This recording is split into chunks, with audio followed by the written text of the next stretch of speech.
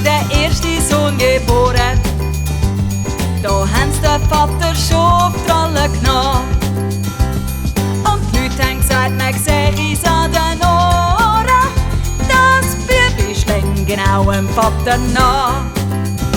Ganz der Papa, ja der Papa hat das auch. Ganz der Papa, ganz genau. Papa, Papa, Papa, Papa, Papa, Papa, Papa, Papa, Papa. Das Bübli ist gegen Strählen und gegen's Waschen. Und das Fingernägel schneiden schätzt er nie. Doch bringt ihm jemand seine Schoppenflasche, dann strahlt er amix, weil er Reis kann ziehen. Ganz der Papa, ja der Papa hat das auch. Ganz der Papa, ganz genau. Papa, Papa, Papa, Papa, Papa, Papa, Papa, Papa, Papa.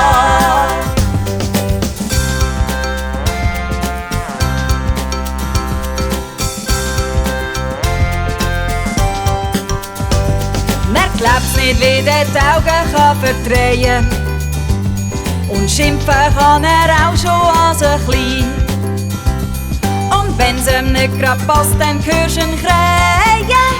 Und wenn er fertig kräht hat, schläft er ein.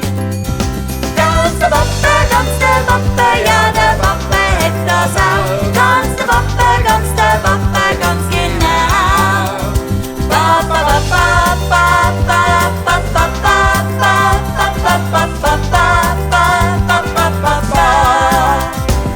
und hat der kleine Mann grad sein Futter und hat er an seinem Daumen weh, dann brüllt er wie am Spiess und ruft der Mutter.